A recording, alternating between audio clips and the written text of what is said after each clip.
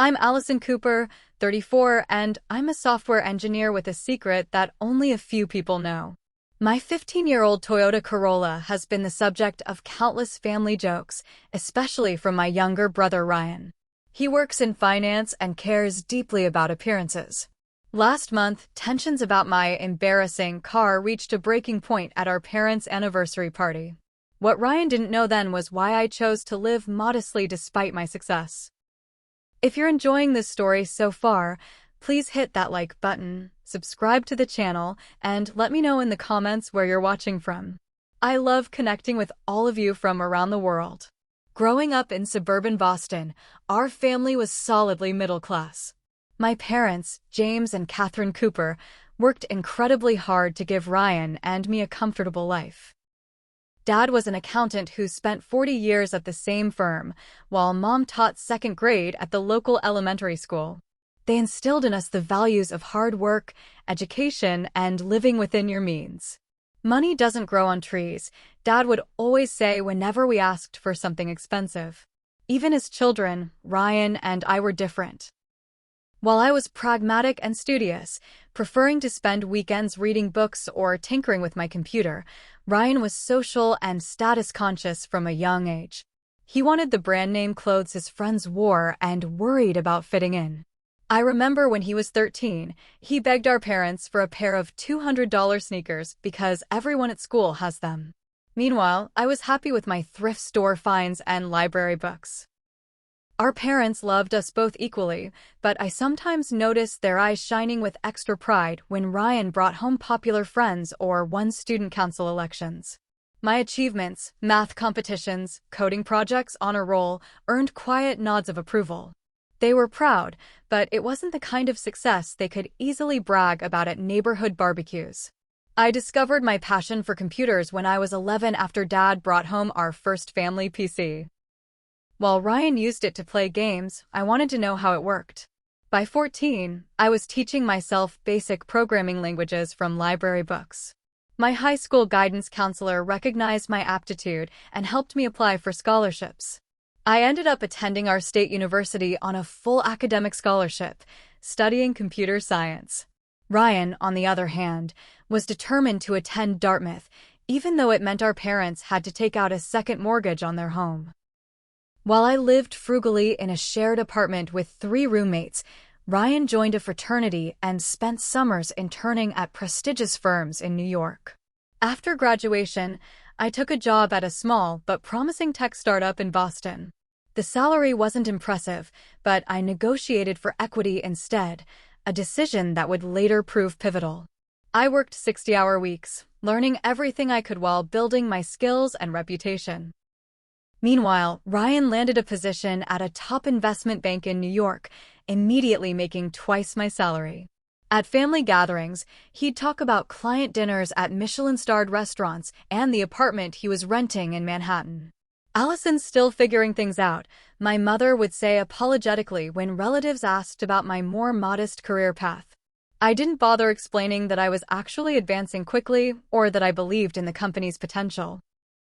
I just smiled and passed the mashed potatoes. As the years passed, our different approaches to life became more pronounced. Ryan moved up quickly in the finance world, each promotion bringing a larger salary, a more expensive watch, and eventually, luxury cars. He dated women who matched his lifestyle, beautiful, polished, and equally focused on appearances. When he brought his girlfriend Summer to Christmas 3 years ago, she arrived wearing diamond earrings and carrying a handbag that cost more than my monthly rent. I continued working in tech, moving from that first startup, which was eventually acquired, turning my equity into my first significant windfall, to another promising company. I lived comfortably but modestly in a small townhouse I purchased in a developing neighborhood. I invested my money carefully rather than spending it on visible luxuries. When I did splurge, it was on things nobody in my family would see or understand the value of. Our family holidays followed a predictable pattern. Ryan would arrive last, making a grand entrance with stories about celebrities he'd met or exclusive events he'd attended. Summer would compliment our mother's home while subtly suggesting improvements. I'd help in the kitchen, listen to everyone's stories, and deflect questions about my dating life or career with vague answers. "Don't you want to move to a nicer area?" my mother would ask, concerned about my neighborhood. "You could afford better clothes with your job, couldn't you?" my father would wonder, not understanding why I wore the same sweater year after year. I never explained that my net worth was growing steadily or that I preferred to allocate my resources differently. It was easier to be underestimated, to fly under the radar while making decisions that felt right to me. Besides, I'd long ago accepted that Ryan would always be the family star, and that was fine with me. I loved my brother despite his flaws, and I understood that his need for external validation came from a place of insecurity I didn't share. What I didn't realize was how much my choices, particularly my car, had become a source of genuine embarrassment for him. That realization was about to hit home in a way neither of us expected. My 2008 Toyota Corolla isn't much to look at. The silver paint has dulled over the years, there's a small dent in the passenger door from a supermarket parking lot incident, and the fabric seats have seen better days. But mechanically, it's sound. I've maintained it meticulously, never missing an oil change or scheduled service. With 187,000 miles on the odometer, it still runs perfectly and gets excellent gas mileage. I bought it used when I landed my first job out of college. Back then, it was already 7 years old but in good condition. I paid cash $12,000 that represented most of my savings at the time. Every month that I didn't have a car payment felt like a victory, especially when I was putting every spare dollar into investments and building my emergency fund. As the years passed and my financial situation improved dramatically, friends and colleagues occasionally asked why I didn't upgrade. The reasons were simple. The car was paid off, inexpensive to maintain, and reliable. I also had environmental concerns about the waste of perfectly good vehicles being discarded for newer models. Besides, driving an unassuming car had unexpected benefits. No one tried to break into it, parking lot dings didn't cause stress, and I never worried about where I parked it. Ryan, however, viewed my car very differently. His automotive journey began with a BMW 3 Series the moment he received his first substantial bonus. 2 years later, he upgraded to a Mercedes S-Class, and most recently, he'd acquired a Porsche 911. Each vehicle was more expensive than the last, and each became part of his carefully cultivated image. When Ryan visited Boston, he insisted on driving whenever we went anywhere together. "Let's take my car," he'd say, dangling his keys before I could even offer mine. At family gatherings, he'd park prominently in the driveway while I tucked my Toyota discreetly along the street. The comments started subtly. "Don't you think it's time for something new, Allison?" my father would ask, eyeing my car with concern. "I know someone who could give you a great deal on a lease," Ryan would offer, not for the first time. "You must be doing well enough now to afford at least a new Honda," my mother would suggest. I'd smile and change the subject, not wanting to explain my financial philosophy or reveal how well I was actually doing. It seemed easier that way. Ryan's girlfriend Summer joined the chorus after they'd been dating for a year. "I would just die if I had to drive something so basic," she said during one family dinner, her voice dripping with pity that wasn't entirely sincere. Ryan nodded in agreement. "Image matters in the business world, Ali. People judge you by these things whether you like it or not." I took a sip of wine and said nothing, though inside I was thinking about the difference between assets and liabilities, and how Ryan's expensive cars lost thousands in value the moment he drove them off the lot. The situation escalated last Thanksgiving. After dinner at an upscale restaurant Ryan had selected and insisted on paying for, my car wouldn't start. The battery had died, an easy fix, but not at 9 o'clock on a holiday evening. Ryan was visibly mortified as other diners exited the restaurant, passing by where he stood in his tailored suit next to my stranded Toyota. He quickly ushered Summer into his Porsche. "I'll drive you home," he said to me, his voice tight. "We can deal with this thing tomorrow." During the drive to my townhouse, he couldn't contain himself any longer. "Allison, this is exactly what I've been talking about. That car isn't just old, it's becoming a liability. What if you've been alone tonight? Or in a bad area? And frankly, it reflects on the whole family. The valet actually asked me if my sister was having financial problems. I stared out the window, watching the city lights blur past. The car is fine, Ryan. It just needed a new battery. It's not fine. You're a professional woman in your 30s. You should be representing yourself and our family better than this. His knuckles were white on the steering wheel. People make assumptions based on what you drive. That's just reality. I don't particularly care what the valet thinks about my financial situation, I replied calmly. Well, maybe you should start caring what people think, he snapped.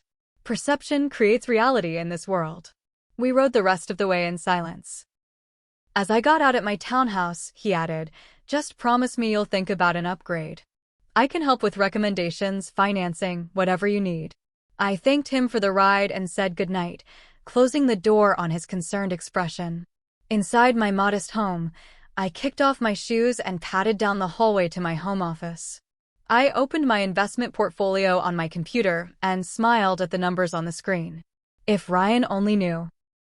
But I had my reasons for keeping my financial situation private, and for now, I was content to let my family continue their assumptions. Little did I know that events were about to force my hand in ways I hadn't anticipated.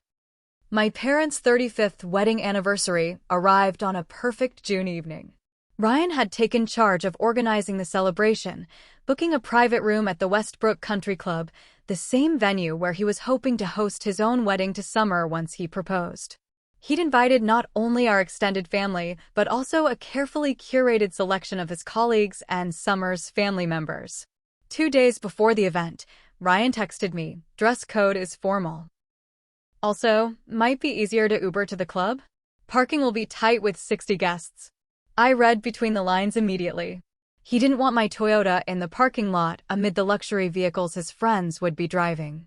I considered acquiescing to keep the peace, but something in me rebelled at the request. This was our parents' anniversary, a family celebration, and I refused to be ashamed of my choices.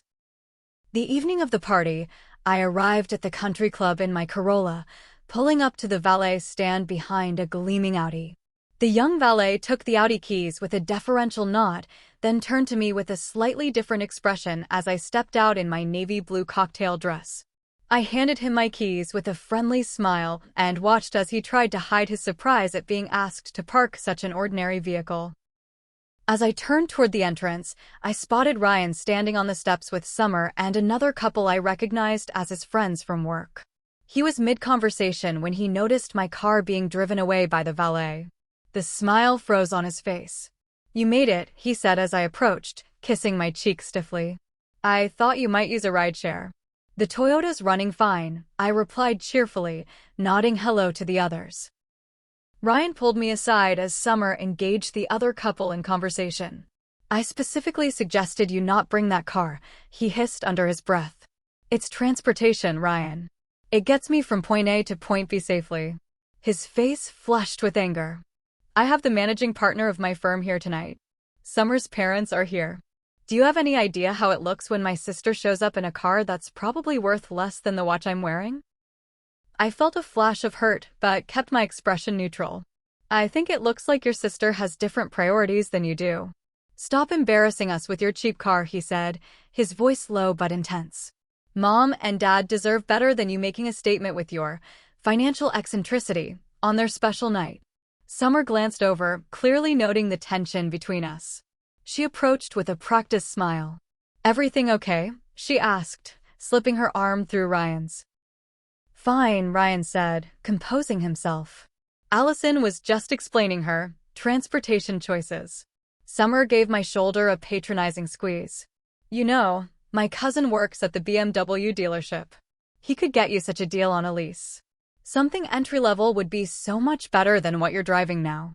I thanked her for her concern and excused myself to find our parents, my face burning despite my attempt at composure. The dinner that followed was beautiful but tense. I was seated at a table with our aunt and uncle and some family friends, away from Ryan's prominent position near our parents with Summer and his professional associates. Throughout the evening, I noticed him charming everyone, moving confidently between tables, the perfect host and devoted son. During his toast to our parents, he spoke eloquently about family values and legacy. Mom and Dad taught us the importance of presenting our best selves to the world, he said, raising his glass. They showed us that how you conduct yourself matters, that excellence isn't just what you achieve, but how you represent yourself and your family along the way. He didn't look at me, but I felt the implied criticism nonetheless. Later, as dessert was being served, Ryan led an impromptu discussion at his table about investment strategies that was loud enough for nearby tables to hear. The problem with financial literacy in this country, he announced, is that people don't understand the concept of appropriate allocation. They either hoard money uselessly or waste it entirely. Neither approach builds genuine wealth or reflects success. Several of his colleagues nodded appreciatively at his insight while Summer looked on adoringly. I focused on my chocolate mousse, trying to ignore the conversation until I heard my name. Allison here, Ryan said, gesturing toward me with his wine glass, is my brilliant big sister who works in tech. But she's a perfect example of someone who could benefit from some image consulting. Brilliant with code, but driving a car that's older than some of the wait staff tonight. Nervous laughter rippled through his end of the room. Our mother looked uncomfortable, while our father frowned slightly. Something in me snapped. I'd endured years of subtle digs about my lifestyle choices without revealing my reasons or results. I'd allowed my brother to believe I was financially naive because it seemed easier than confrontation. But using me as the punchline of a joke at our parents' anniversary celebration crossed a line. I set down my dessert spoon carefully. Not everyone measures success the same way, Ryan, I said, my voice carrying clearly across the suddenly quiet room. Some of us prefer substance over show. Now, if you'll excuse me, I think I'll get some air. I stood and walked calmly from the room, feeling dozens of eyes on my back. Outside on the terrace, I took deep breaths of the warm summer air, trying to steady my emotions. I wasn't angry at Ryan, not really. I was sad about the distance between us, how little he actually knew me despite being my brother. Our mother found me there 10 minutes later. Ryan didn't mean anything by it, she said, her automatic defense of my brother as predictable as it was well-intentioned. I know, Mom, I replied, giving her a reassuring smile. Enjoy your party. This is your night, not about Ryan and me. I stayed another hour, making pleasant conversation and helping my parents open their anniversary gifts. When I said my goodbyes, Ryan was deep in conversation with Summer's father and barely acknowledged my departure. Driving home alone in my Toyota, the tears I'd been holding back finally came. I wasn't crying because I felt judged, I was crying because the people who should have known me best had such a fundamentally wrong impression of who I was and what I valued. And I wasn't sure if I was ready to correct them, or if it would even matter if I did. 2 weeks after the anniversary party, my phone rang early on a Tuesday morning. I was already at my desk in my home office, coffee in hand, responding to emails from our development team on the East Coast. Allison. Ryan's voice sounded stressed. I need a favor. Good morning to you too, I replied, surprised to hear from him after how we'd left things. Sorry, yes, good morning. He cleared his throat. Look, I'm in a bind. My car won't start, something electrical, and the dealership can't send a tow truck until this afternoon. I have a critical meeting with potential investors at 11, and I can't reschedule. Could you possibly give me a ride? I know it's last minute and things have been tense between us, but I'm desperate. I checked the time.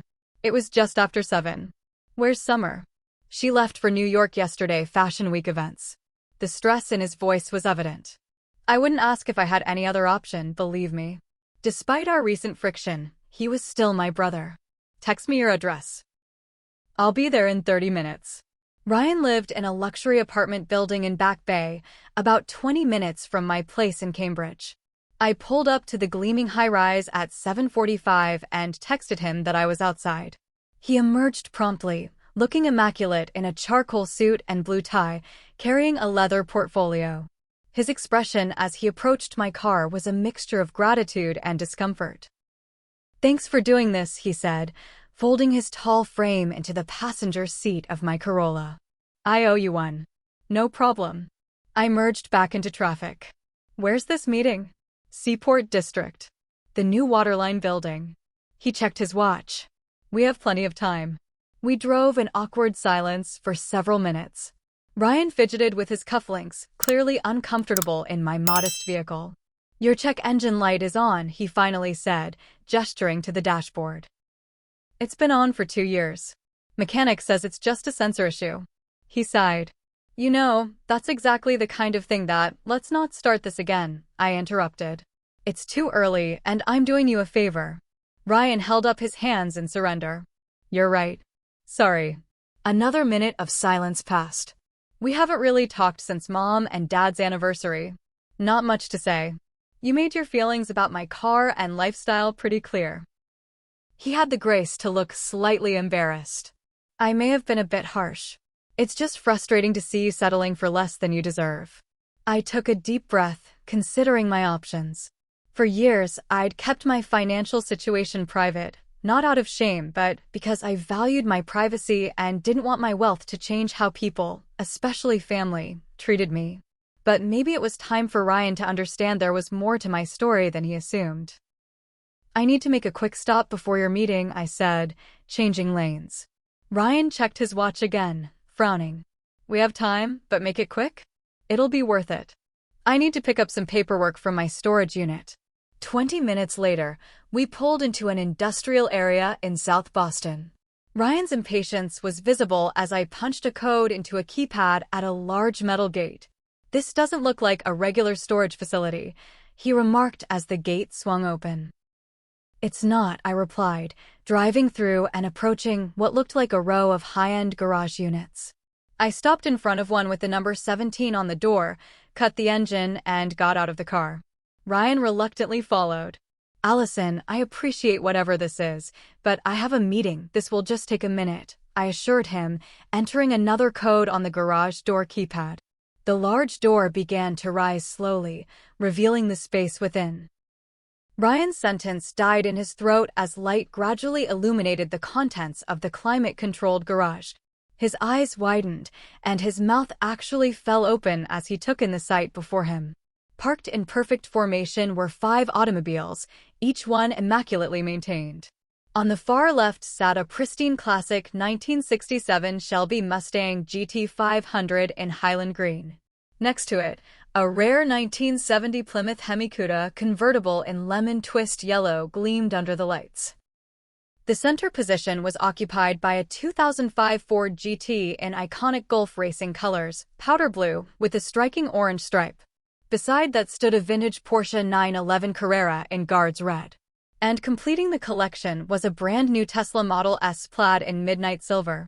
Ryan stood frozen, his eyes moving from car to car in disbelief. When he finally found his voice, all he could manage was a strangled, "What? How?" I leaned against the door frame, allowing myself a small moment of satisfaction at his shock. I've been investing in collector cars for about 8 years now, I explained calmly. The Mustang was my first significant purchase. It's tripled in value since then. The Cuda is the rarest. They only made 14 convertibles with the Hemi engine in 1970. The Ford GT has the lowest mileage of any 2005 model on the market. The Porsche is actually the most affordable in the collection, but it's appreciated steadily. And the Tesla is just for fun. I wanted to see what all the hype was about. Ryan walked slowly into the garage, approaching the Mustang with reverence. This collection, it must be worth just over $4 million at current market valuations, I finished for him.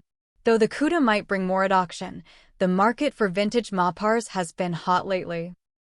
He turned to me, his expression a complex mixture of confusion, shock, and the dawning of a new respect. Why do you drive that Toyota then? He asked, gesturing vaguely toward my Corolla parked outside. I smiled. Because it's practical. It gets me where I need to go without drawing attention. It costs almost nothing to maintain. And most importantly, it's transportation, not an investment. I ran my hand along the Ford GT's sleek fender. These, on the other hand, are appreciating assets. They gain value while sitting right here, protected and maintained. Ryan's financial brain seemed to be finally computing what I was saying. You're treating cars as investment vehicles rather than status symbols. Exactly. The Toyota depreciates, but it does so minimally because I bought it used. Meanwhile, this collection has averaged a 14% annual return, better than most of my stock investments. He shook his head slowly, still processing. But you could drive one of these. The Tesla at least. I agreed. But then I'd have to worry about door dings, parking lot scratches, break-ins. Plus, the Corolla is my privacy shield. No one looks twice at a woman in a Toyota, which is exactly how I prefer it. Ryan was quiet for a long moment, studying me with new eyes. There's more to this than just cars, isn't there? I nodded, reaching for my phone. Let's get to your meeting. I'll show you the rest on the way. As we drove toward the Seaport District, I pulled my tablet from my bag at a stoplight and handed it to Ryan. Open the folder called Portfolio Summary, I instructed. Ryan navigated to the file, still seeming dazed from the revelation of my car collection. When the document opened, he fell silent again, scrolling through pages of financial statements, investment accounts, and property holdings. This is... He started, then stopped, continuing to scroll. My full financial picture, I finished for him. I've been meaning to organize it better, but it's all there. He looked up at me, then back at the tablet. Allison, you're worth about $22 million as of last month's valuations, I said, keeping my eyes on the road. Though the market's been volatile lately.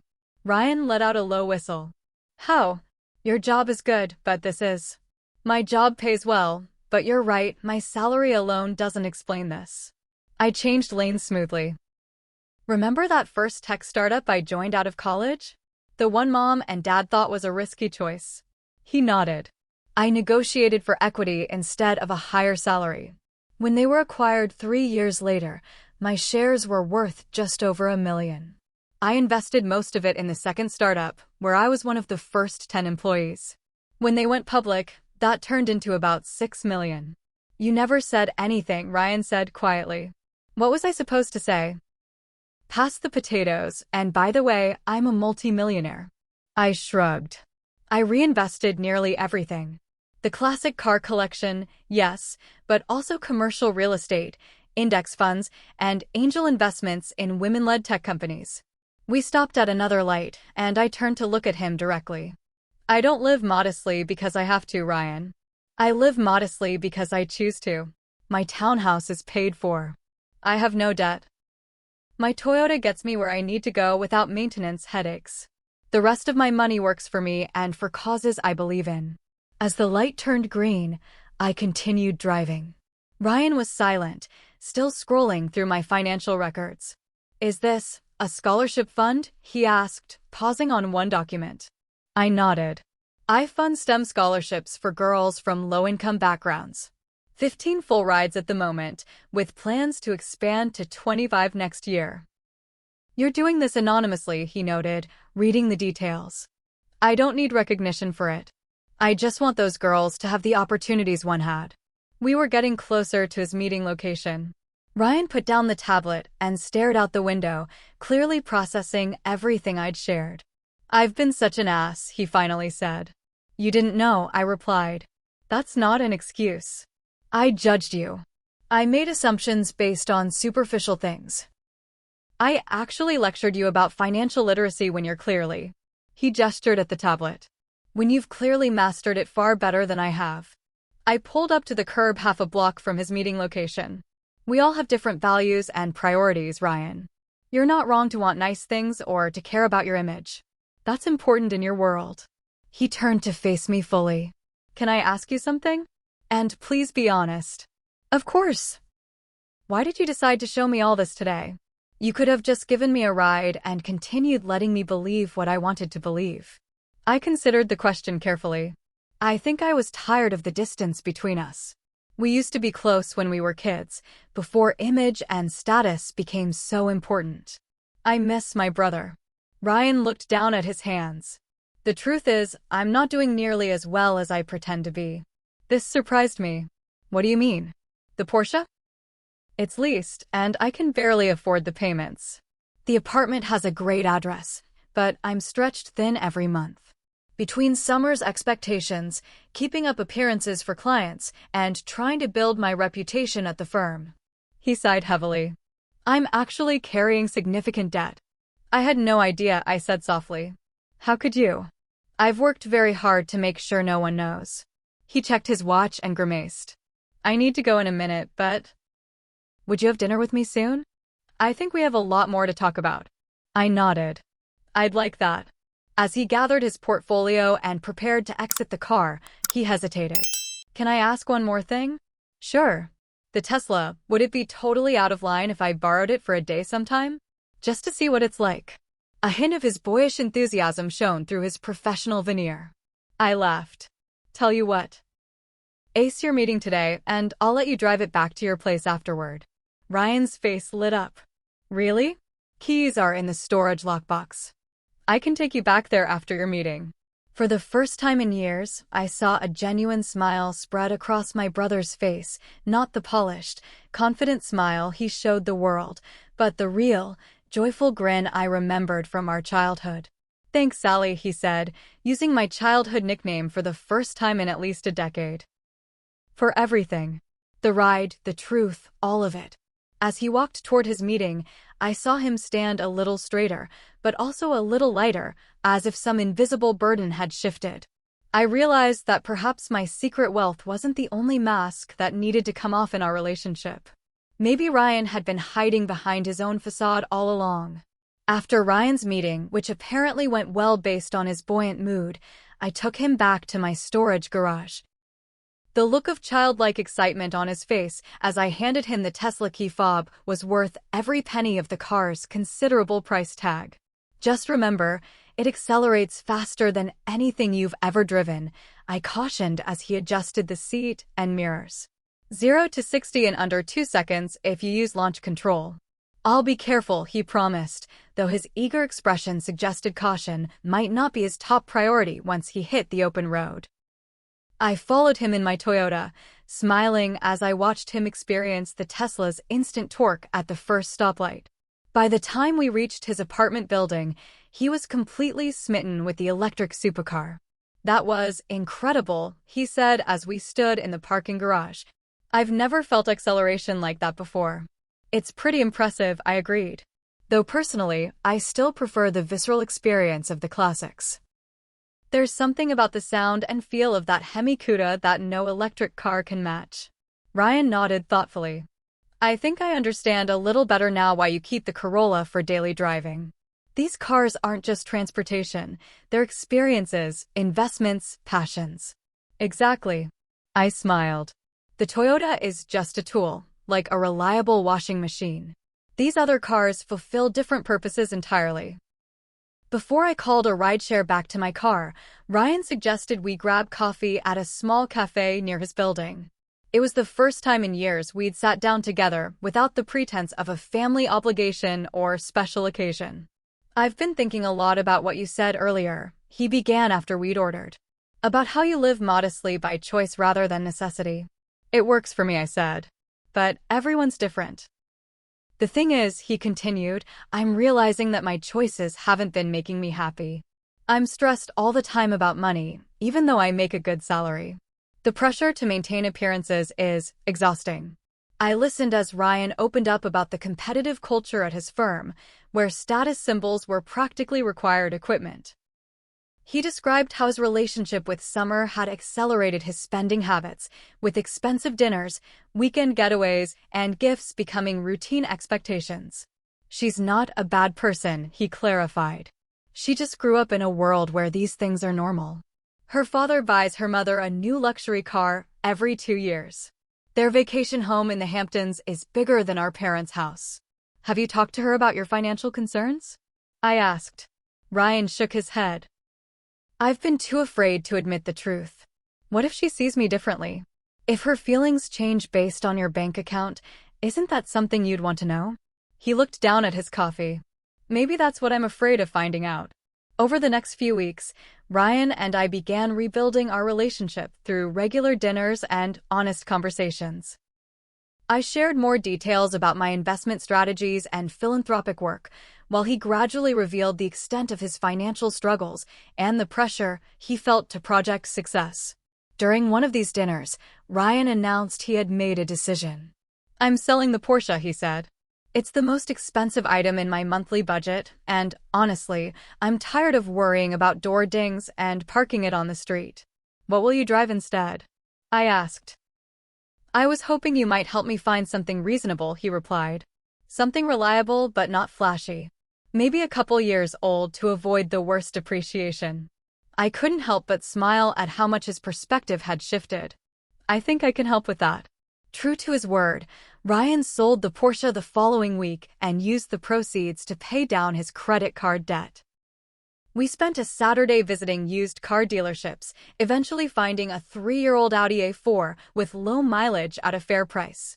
It was still a nice car, but far more practical than his previous vehicle. Summer hates it, he admitted when we met for lunch the next week. She says it looks like a car my dad would drive. How do you feel about it? I asked. Relieved, he answered honestly.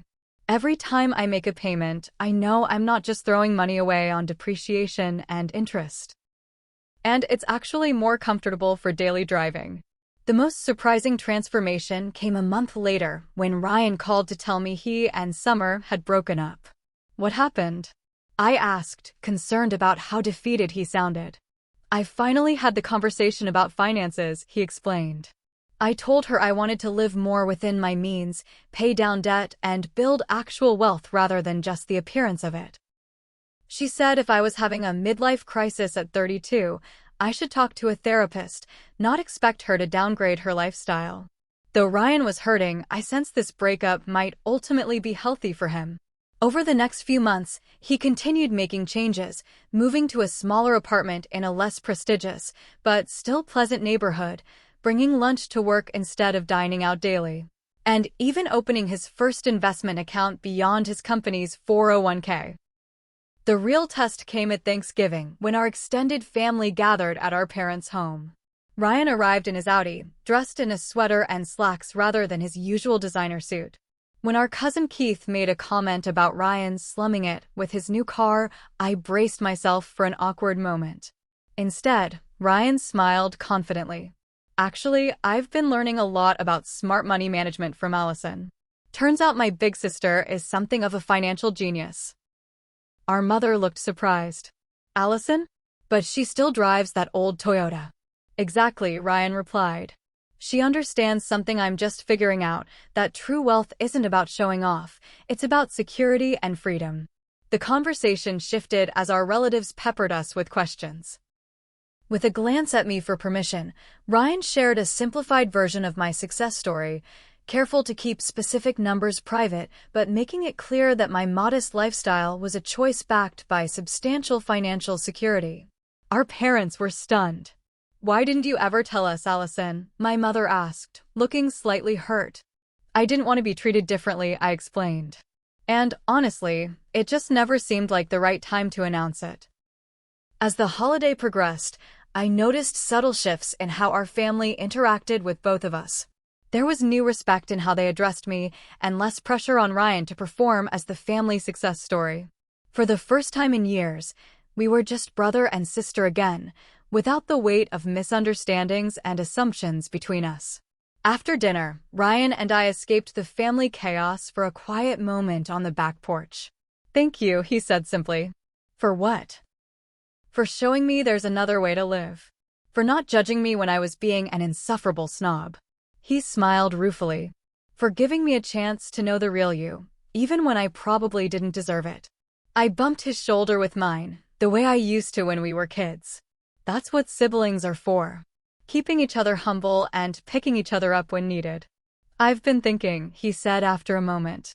Maybe I could help with your scholarship program? I'm not in your financial league, but I could mentor some of the girls, help with networking, that kind of thing. The offer touched me deeply. They'd be lucky to have you. Despite your recent identity crisis, you're still pretty impressive, little brother.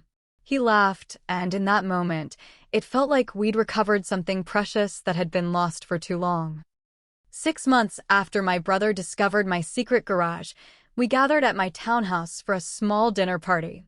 I'd finally decided to move to a slightly larger home, not for show, but because I wanted more space for a home office and guest room.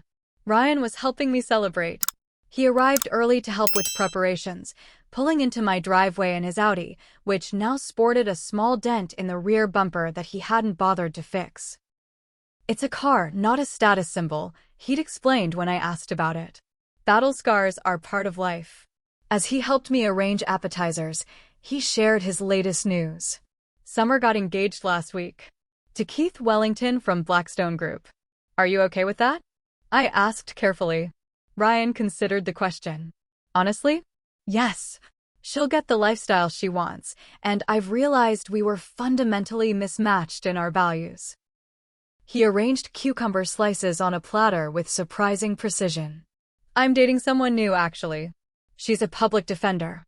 Brilliant, passionate about her work, and completely unimpressed by material things." "She sounds wonderful," I said sincerely. "I'd like to meet her." "You will. She's coming tonight." He glanced at his watch. "She'll be here in about an hour." She had a case wrap up late.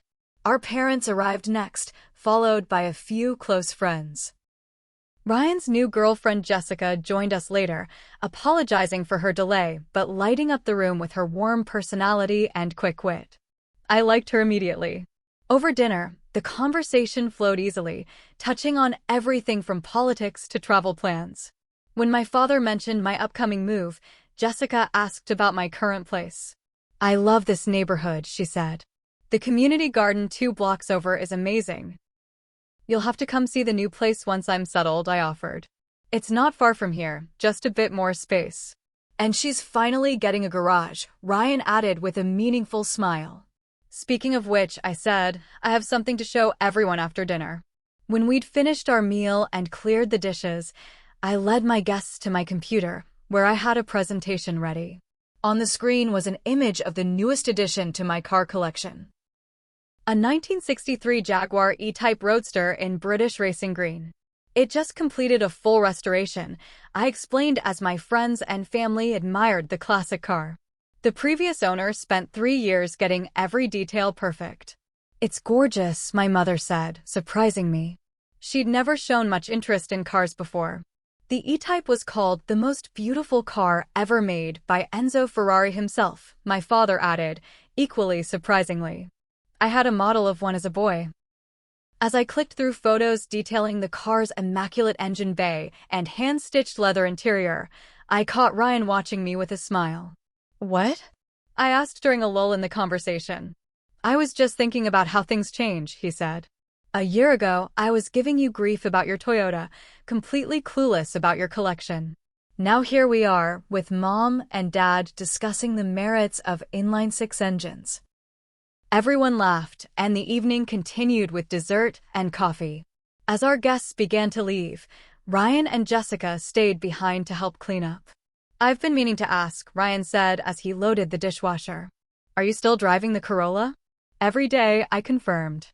"Though I did finally fix that check engine light." "Progress," he teased. Jessica looked between us. "I feel like I'm missing something about this famous Toyota." Ryan put his arm around her shoulders. "My sister taught me one of the most important lessons of my life with that car. Want to tell her, or should I?" I leaned against the counter, considering how to summarize what we'd both learned. "I think it comes down to this. Appearances rarely tell the whole story. Success has as many definitions as there are people seeking it. And authenticity matters more than approval." Also, Ryan added, "Sometimes people need to see your garage, metaphorically speaking, before they truly see you." Jessica nodded thoughtfully. "I deal with that every day in court. The assumptions people make based on appearances, the stories we tell ourselves about others without knowing their full truth." After they left, I stood in my kitchen, reflecting on the journey of the past year. My relationship with Ryan had healed in ways I never expected. My parents now understood me better, even if they still occasionally suggested I could enjoy my success a little more.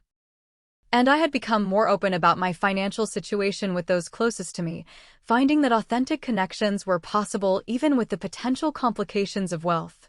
The next morning, I backed my trusty Toyota out of the driveway, heading to a meeting with the young women in my scholarship program. The car was as reliable and unassuming as ever, but now it represented something different to me.